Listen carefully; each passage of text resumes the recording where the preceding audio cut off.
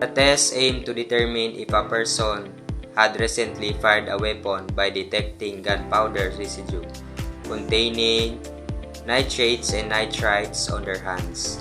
The presence of blue speck indicated a positive result, suggesting the presence of nitrates and nitrites from gunpowder. The test was prone to false positive because nitrates and nitrites are found in various common substances like fertilizers and cigarette smoke, leading to conclusive result. The test was also unreliable in determining if a person fired a gun or simply handled a weapon or was near a gunshot. More accurate methods for GSR analysis such as scanning electron microscopy, SEM, and atomic absorption spectroscopy or AAS have replaced the dermal nitrate test.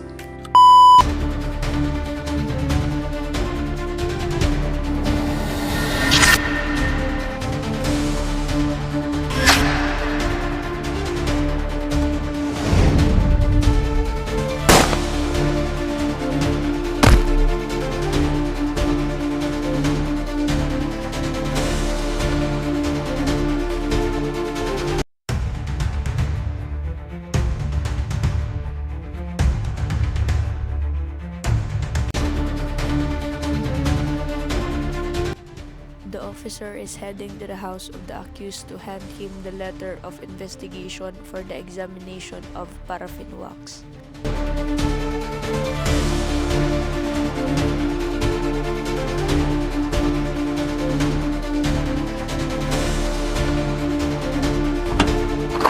As the accused opened the door, the officer informed him about the investigation to be held and gave him the letter.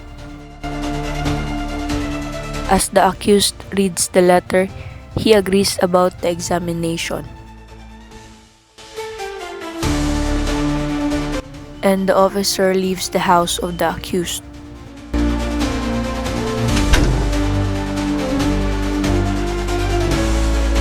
On the date scheduled, the accused appeared in interrogation and the officer informed him about the accusations against him.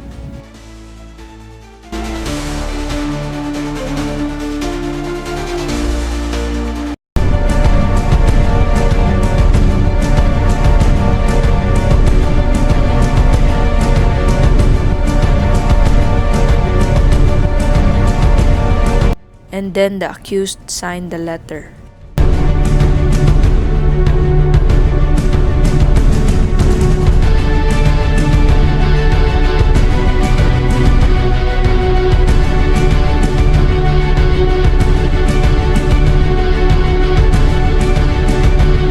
So to start, let's label first all the materials needed. So this is all the materials needed for our paraffin wax test. First is we have paraffin wax. Second is crucible tongue. And lastly is the cotton rolls.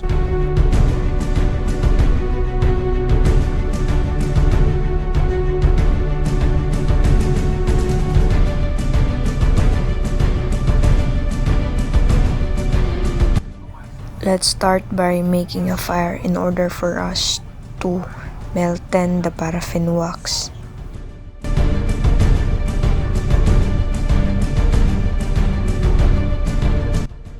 And in this part we are melting the paraffin wax. So as you can see, the paraffin wax is already dissolved and it's good to go. Let's start first on his right hand. When a suspect's hands are tested, the diphenylamine reacts with the nitrates present in gunpowder residue. The chemical reaction produces a blue color indicating the presence of gunpowder residue. A person undergoing the diphenylamine paraffin wax test typically experiences no physical discomfort. The test involves applying a warm paraffin wax solution to the suspect's hands, which then hardens as it cools. The person may feel a slight warmth or pressure when the wax is applied, but it's generally a non-invasive procedure. So this is the last layer. And on his left hand, let's repeat the procedure.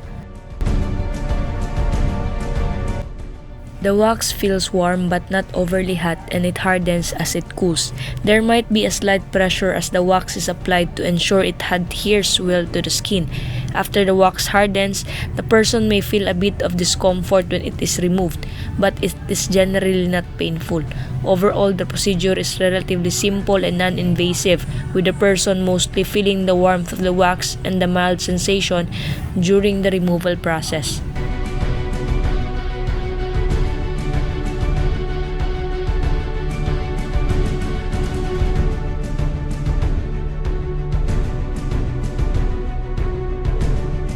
These are all the results. This is what it is look like after it is being cleaned. The blue color indicates a positive result.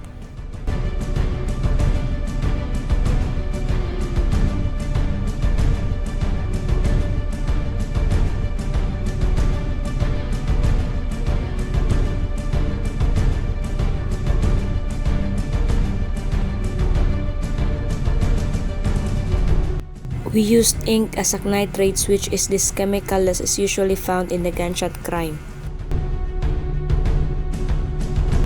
In this part, I wrote all the information I have been collected and the examination's result.